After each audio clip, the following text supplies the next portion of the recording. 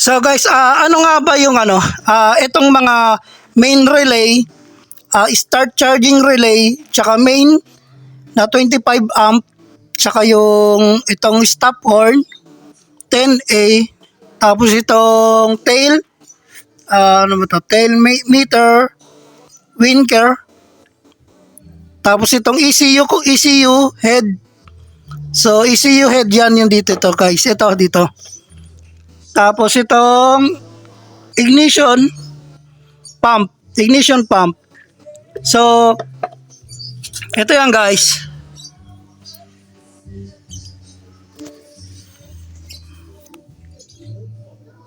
Itong main relay guys, tutunog lang to kapag in-start natin yung motor natin. So pag in-start i-on ko yung ignition. Yan, tutunog yung ito guys. Ignition pump, yun nandito sa may pinakababa. So tuturo ko sa inyo guys. Ito, ayan na. Kung nakikita nyo guys, itong ignition pump, yan, yung dito sa pinakababa, ito yan, yung number 10, ito. Itong number 10 dito sa pinakababa, yun, kasi 1, 2, 3, ito yung ignition pump. So, kapag ito ang pumutok, yung ignition pump, ang pupuntahan nyo guys, yung sa may injector wire, may dalawang wire dyan sa may injector, ayun yung checkin nyo dyan, tapos yung wire doon sa may tangke, yun yung checkin nyo dyan, minsan naglulus yun, tapos yung IC, fuel pump, tsaka fuel filter. Yun na lang yung binubuga, so yun yung mga dapat, tapos checkin nyo yung wire, papunta rito sa may ECU, pero pag once mag-check kayo ng ignition, tapos hindi umaandar yung ignition, yung buga ng gasolina, so wag kayo munang pupunta dito sa ECU kung magwa-wiring kayo guys. Meron ditong wiring nandito sa may loob. Tingnan nyo tong yung hawak ko dito sa may kanan, may wire yan pahaba guys, may wire yan na pahaba papunta sa ECU. So dito muna kayo magtatap, balatan nyo muna yung wire dito sa may harness, balatan nyo muna ng pahaba para makita nyo yung mga wire. Tapos ang injector kasi natin guys, may dalawang wire yan na naka-connect dun sa may ECU. Alamin mo lang siya kung nasan siya doon.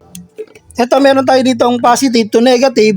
So gagamitan nyo siya ng ito. Pwede naman kung gagamit kayo nitong multitester, continuity naman yung yung checkin nyo naman siya, continuity naman siya, pabaliktad naman siya. Pero kung gagamit kayo ng tester,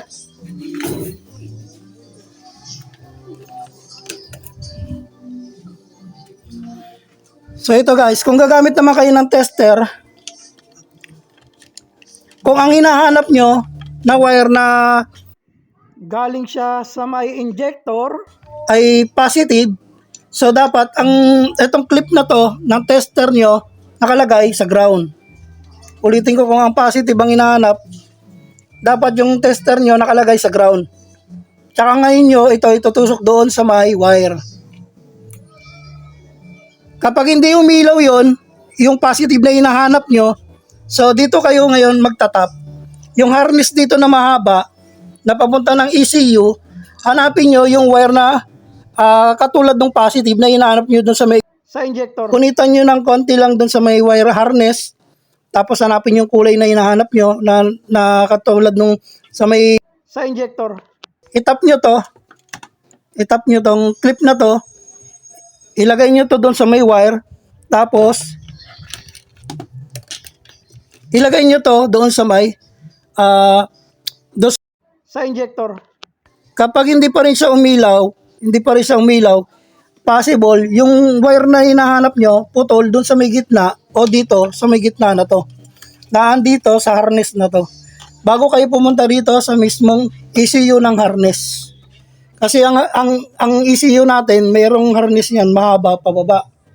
So kung ang problema nyo naman yung ignition, itong ignition na to, pag inon mo tapos ayaw gumana, so puntaan nyo naman dito yung main.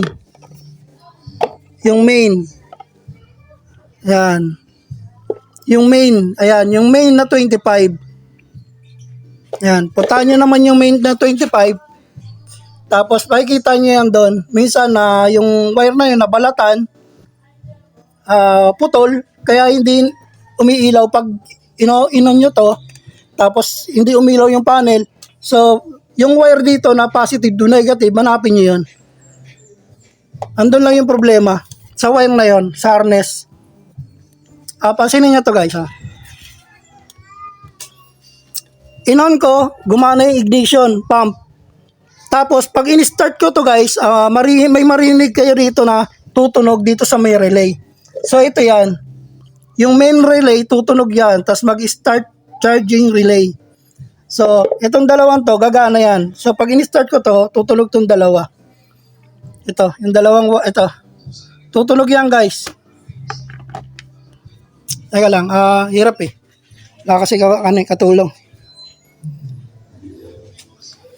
Hirap magana, wala katulong eh. Ganito. So naka-on yan guys ha. Tapos, paano ko marinig malayo? So guys, ayan o. Pakinggan nyo ito, bawa mo.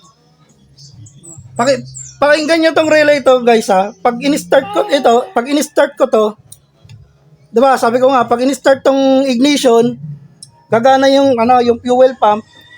Pag in-start ko to, dito sa taas, so, pag in-start ko to guys, sa tamay taas, so, tutunog tong relay. So, tingnan nyo guys ha, kung marinig nyo, tutunog tong relay. Ayan o. Ayan guys, tumutunog yung relay, pag ini-start. Ayan. Kapag hindi tumunog tong relay guys, automatic na ang problema nyo itong relay lang na dalawa. So mahirap to tanggalin guys. Tsagain nyo lang, matatanggal naman siya. Mahirap nga lang siya tanggalin. So yun lang guys. Sana nakakakuha kayo ng idea about dun sa wiring natin, kung paano checkin kung ano yung mga possible pag hindi umaandar yung motor natin. So pag sinusi mo, magti-trigger si ignition pump, tutunog. Tapos dito sa may relay, pag in-start mo, ginamitan mo ng push button, tutunog yung relay. Pag hindi tumunog tong relay guys, ito yung may problema. So madali lang din naman mahanap yan eh. Kung hindi nyo mahanap dito, meron yang wire dito sa pinakailalim. Yan, may wire yan dito sa pinakailalim. Sundan nyo lang yung guys, kasi meron minsan kasi yung mga wire na yan, nababalatan na. Tapos minsan apat na piraso na wire na yun, yung tatlo doon putol na, isang piraso na lang nakakabit. Kaya yung supply ng kuryente niya, hindi na masyado nakakano. Kaya yun lang, baklasin nyo lang to. Tsagain nyo lang din kasi mahirap rin itong tanggalin guys eh. Kasi try ko na subukan tanggalin to. Pinakailaman ko na tong scooter ko. So, ang tagal bago ko na nalaman yung kung paano diskarte. So, yung maglagay nga lang ng rubber link dito sa ilalim, inabot din ako ng 45 minutes to magwa 1 hour na rin yun eh. So, nalaman ko yung diskarte. So ito lang pala kailangan yung tanggalin. Tanggalin nyo lang tong upuan, tanggalin nyo to. Kung magpapalit kayo ng rubber link, kaya niyan, kahit kayo lang mag-isang gagawa. Tanggalin nyo upuan, tanggalin nyo to. Tanggalin nyo yung rubber link, tanggalin nyo yung dalawang dito yung nut dito. Tapos ilahilain nyo to. Ilahilain nyo to para pumantay siya. Kasi kung dito niya lang babanatin, tatanggalin nyo to, tapos kailangan nyo pa ng katulong kasi bubuhatin pa tong Pero yung diskarte na nagawa ko, tinanggal ko lang to upuan, tsaka to. Tapos dinukot ko lang sa ilalim, tapos sinila-hila ko to. Nagawa ko mag-isa.